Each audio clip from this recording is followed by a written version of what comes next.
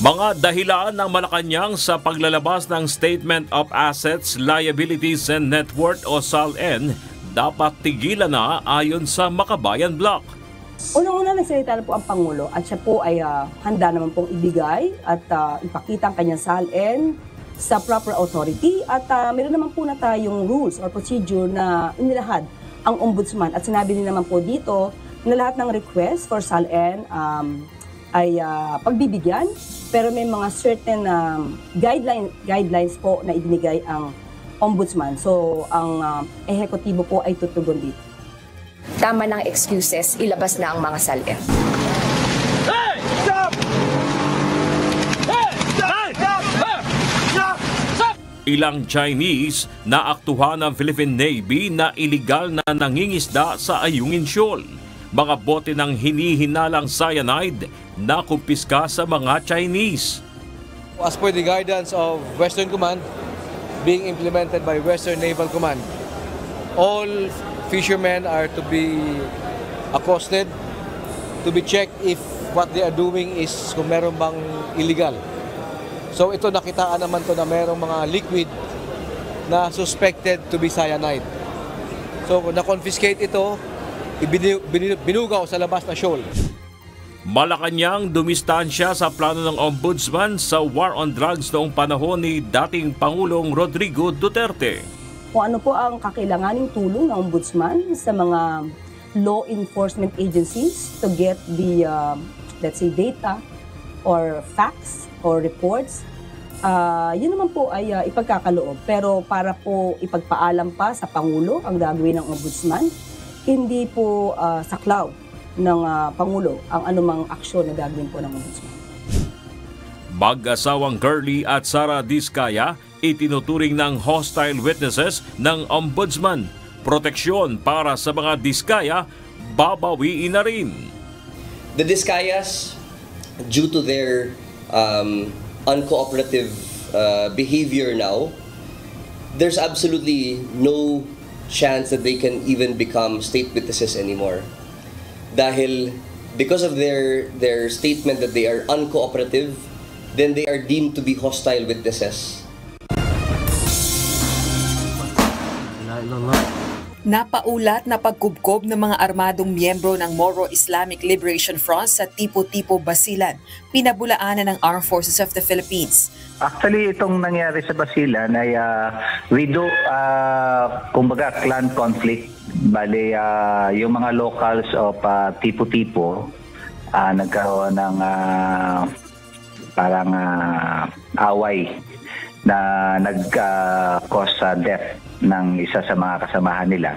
And then mga pahayag ni dating Senador Antonio Trillanes IV kaugnay sa pag-iimbita ng resource persons, pinabulaanan ng Independent Commission for Infrastructure.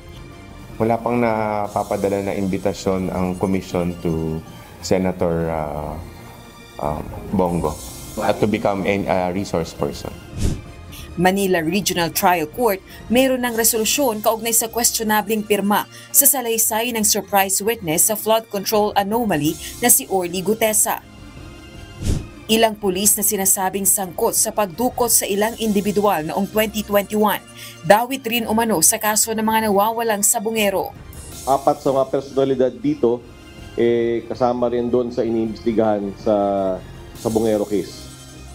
Ito sina Lieutenant Colonel Ryan J. Orapa, Major Mark Philip Almedilla, Police Senior Master Sergeant Mark Anthony Manrique, at Police Staff Sergeant Edmond H. Munoz.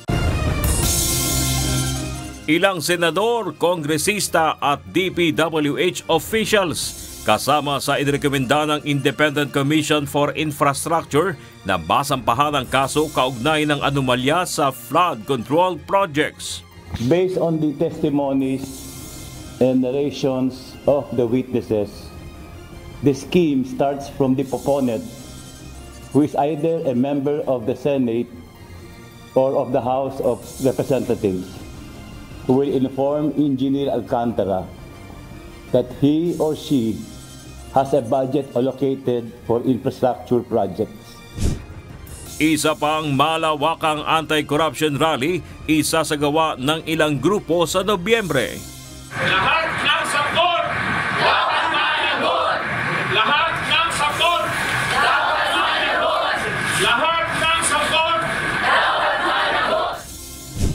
27 public contractors na nagbigay ng donasyon sa ilang kandidato noong 2022 national elections ipatatawag ng Commission on Elections. Pagkatapos po na mapasagot natin yung 27 na yan, ay pasasagutin naman po natin. Yun naman po mga kandidato na nabigyan, tumanggap mula po doon sa 27 na kontratista. Batas na magbabawal sa Pogo, nilagdaan na ni Pangulong Ferdinand Marcos Jr. Air assets ni dating Ako Bicol Party List Representative Saldico maaari pa ring mabawi ayon sa Civil Aviation Authority of the Philippines. Kaap, tiniyak na hindi kasama si ex-Representative Saldico sa naging pasahero ng air assets na lumabas ng bansa.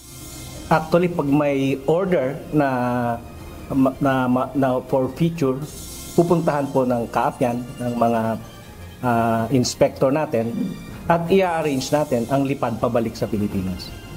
Escorted ng mga flight inspectors. Masusing lifestyle check ng ombudsman sa government officials muling ipinanawagan. Kailangan talaga seryosohin din ng ombudsman yung lifestyle check. And dapat talaga i-revive uli yan, yung lifestyle check. Nasa 10 billion pesos na dagdag pondo para sa House of Representatives sa 2026 national budget susuriin. Korupsyon sa infrastructure projects mababawasan dahil sa pagbaba ng halaga ng materyales ayon kay Pangulong Ferdinand Marcos Jr. So let me be clear.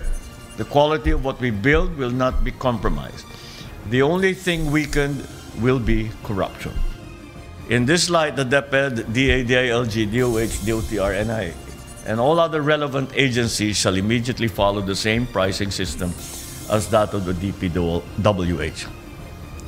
The savings we secure will go where they matter most. The programs that uplift families, support livelihoods, and strengthen communities.